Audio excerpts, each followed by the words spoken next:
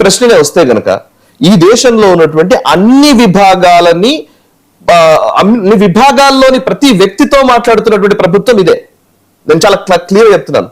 ముస్లిం క్లెరిక్స్ వెళ్ళి మోదీ గారిని కలిసారు మొన్న మధ్యనే. ఆయన మైనారిటీ వ్యతిరేకి అని అంటారు. మొన్న మధ్యన క్రిస్టియన్లు వెళ్ళి మాట్లాడారు. ఇప్పుడు ఈవెన్ అభిజిత్ దిప్కేకి సంబంధించినటువంటి టీం కూడా వెళ్ళి జేపీ నడ్డా గారిని కలిశారు. ఈవెన్ మనం ఇక్కడ మాట్లాడుతున్నటువంటి మేధావులు ఇక్కడే ఉన్నారు కదా చాలా మంది. మన ఈవెన్ ప్రొఫెసర్ నాగేశ్వర్ గారి దగ్గరికి నడ్డా గారు వచ్చారు. ఓకే, రామోజీరావు గారిని కలిశారు నడ్డా. అండ్ ఇక్కడే ఉన్నటువంటి రాధాకృష్ణ గారిని కలిశారు. ఓకే, కమ్యూనిస్ట్ లీడర్లు చాలా మంది నాయకులు ఈవెన్ ఆర్ఎస్ఎస్ కార్యాలయానికి వెళ్ళిన సందర్భాలు ఉన్నాయి. మావోయిస్ట్ లీడర్ని కూడా ఆర్ఎస్ఎస్ కార్యాలయానికి పిలిపించుకున్న సందర్భాలు ఉన్నాయి. మాట్లాడట్లేదు అనేది ఫస్ట్ తప్పు.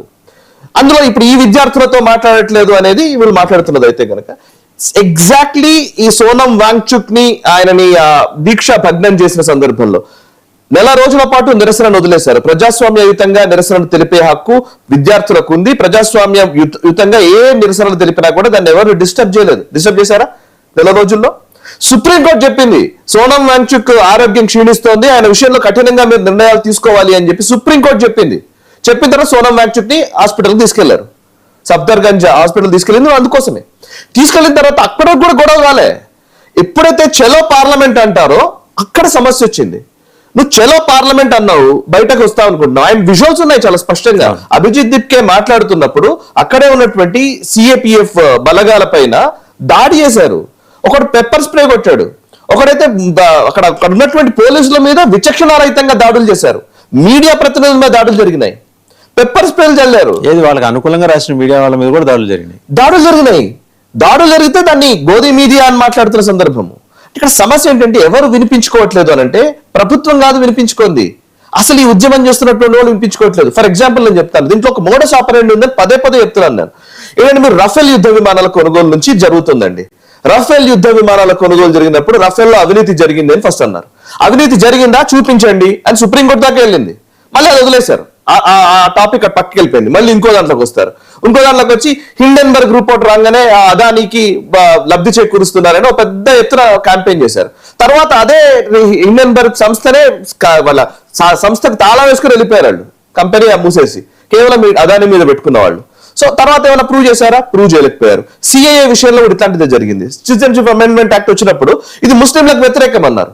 ముస్లింలకు ఎలా వ్యతిరేకమా చెప్పండి రా బాబు. నిజంగానే సిఏఏ ముస్లింలకు వ్యతిరేకమా? భారతదేశంలో ఉన్న ముస్లింలకు వ్యతిరేకమా? బయట దేశాల్లో ఉన్నటువంటి హిందువులను తీసుకురావడానికి కోసం తీసుకొచ్చిన చట్టాన్ని ముస్లింలకు వ్యతిరేకమని తీసుకొచ్చారు. ఎలా ముస్లింకి వ్యతిరేకమని అడిగితే ఆ సమాధానం ఉండదు. ఎన్ఆర్సి హమ్ కాగజ్ నహీ దిఖాయేంగే అని మాట్లాడారు.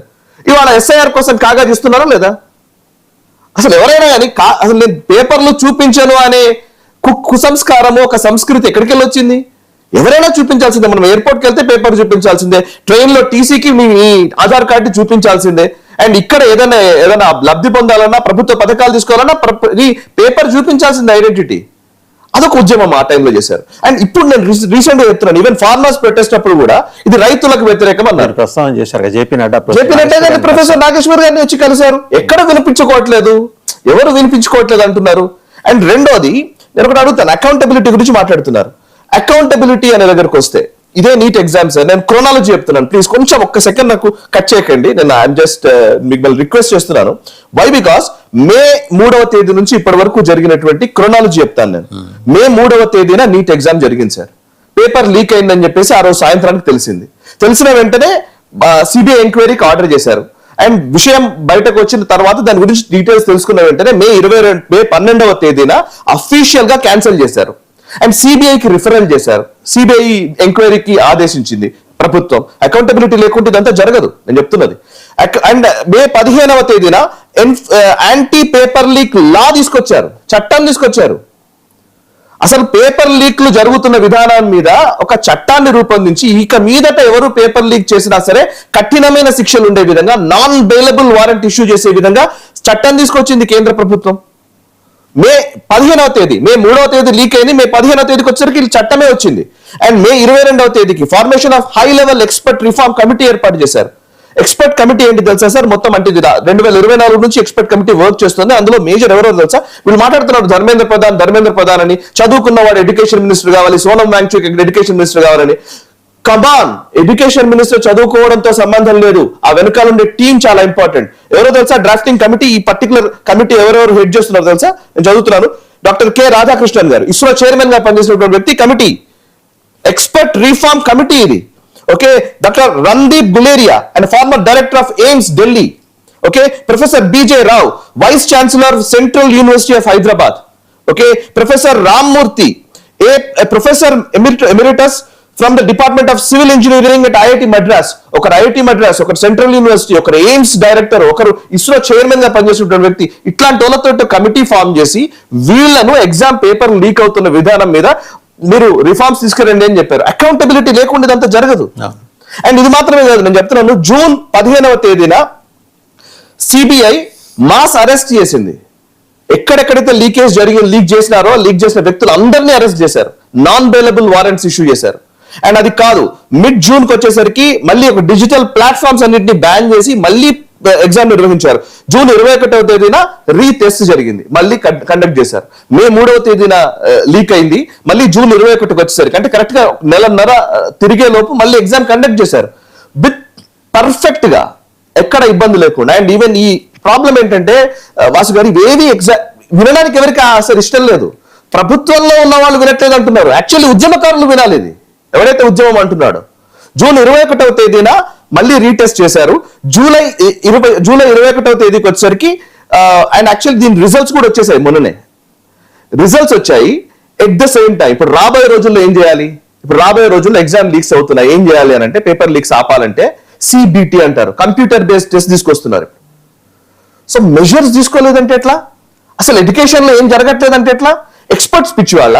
ఇస్రో చైర్మన్ గా పనిచేసిన వ్యక్తి ఎక్స్పర్ట్ ప్యానెల్ లో ఉన్నాడు, ఎయిమ్స్ డైరెక్టర్ ఉన్నాడు దాంట్లో, అండ్ ఐఐటికి సంబంధించి, ఐఐఎంలకు సంబంధించినటువంటి వాళ్ళు, సెంట్రల్ యూనివర్సిటీలకు సంబంధించిన వాళ్ళు, వైస్ ఛాన్సలర్స్ దీంట్లో ఉన్నారు.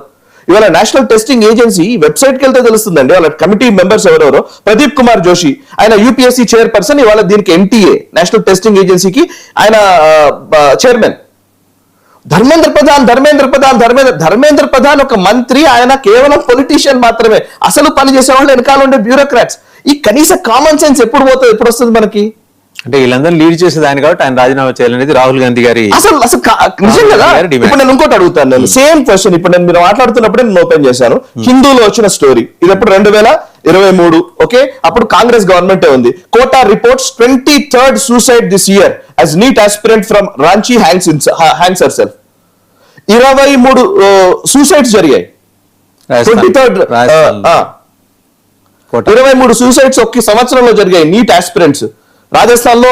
ఎందుకు జరుగుతుందో సార్, దీనికి అసలు కారణం ఏంటంటే సార్, ఇది నీట్ కాదు. అసలు కారణం ఏంటంటే రాజస్థాన్ లో కోచింగ్ ఫ్యాక్టరీస్ ఉన్నాయి. నేను మాట్లాడడం కాదు, నేను మీకు డైరెక్ట్ గా ఇంకో హెడ్లైన్ చదువుతాను నేను. మీరు జస్ట్ చూడండి. ఇది డిప్లొమాట్ లో వచ్చిన story. Student suicides in Kotas coaching factories point to India's broken education system. Coaching factories అని రాశారు. అంటే ఈ కోచింగ్ సెంటర్ల పేరిట కార్పొరేట్ వ్యవస్థలు 1, 1, 2, 2 ఇవి మాట్లాడుతున్నారు చూసారా, అక్కడ అసలు సమస్య ఉంది ఈ ర్యాంకింగ్ వ్యవస్థ మీద. పోనీ దీని మీద కేంద్ర ప్రభుత్వం ఏం చేయలేదా? నేను అది కూడా చదువుతాను. Ministry of education issues guide lines for coaching centres, prohibits intake of students below 16 years. Ministry of education guide lines కూడా ఇష్యూ చేసింది. ఈ కోచింగ్ ఫ్యాక్టరీల పేరిట పిల్లలని ఒత్తిడికి గురి చేసి కోచింగ్ పేరిట వాళ్ళని చాలా ఇబ్బంది పెడుతున్నారు, మనుషులు చనిపోతున్నారు, సూసైడ్ చేసుకుంటున్నారు, వాళ్ళ మీద గైడ్ లైన్స్ ఉండాలని ministry of education guide lines issue చేసింది. సో మనం ఇవేవి మాట్లాడకుండా రాజస్థాన్ లో కోచింగ్ ఫ్యాక్టరీల గురించి మాట్లాడడం, మన తెలుగు రాష్ట్రాల్లో ఉన్న కోచింగ్ ఫ్యాక్టరీల గురించి మాట్లాడడం, ఇవేవి మాట్లాడకుండా ప్రైవేట్ ఎంటిటీస్ ఇప్పుడు జరుగుతున్నది అంత ఎందుకు తెలుసా సార్? అసలు విషయం చెప్తాను. నీట్ ఎగ్జామ్ విషయంలో ఎందుకు ఇంత గొడవ జరుగుతుందంటే, ఇంతకు ముందు నీట్ ఎగ్జామ్ లేనప్పుడు ఏం జరిగేదంటే, ఏ రాష్ట్రానికి ఆ రాష్ట్రానికి సెట్ ఉండేది, ఎంట్రన్స్ టెస్ట్ ఉండేది. ఇప్పుడు మన దగ్గర ఎంసెట్ ఉండేది, తమిళనాడులో ఒక ఎంట్రన్స్ టెస్ట్ ఉండేది, కర్ణాటకలో ఒకటి ఉండేది. ఈవెన్ నేను చదువుకున్న రోజుల్లో కూడా ఎంసెట్ రాయాలంటే మన తెలుగు అప్పుడు ఉమ్మడి రాష్ట్రం అనుకోండి, ఆంధ్రప్రదేశ్ లో ఎంసెట్ రాసేవాళ్ళము, తమిళనాడులో సెట్ రాసేవాళ్ళు. నేను తమిళనాడులో చదువుకున్నా ఇంజనీరింగ్. ఓకే, సో ఆ టైంలో అలా ఉండేది. మెడికల్ ఎంట్రన్స్ కి సంబంధించి స్టేట్ వైడ్ ఎంట్రన్స్ టెస్ట్ నిర్వహించినప్పుడు స్టేట్ వైడ్ కౌన్సిలింగ్ జరిగేది. ఈ మెడికల్ కాలేజీలు సీట్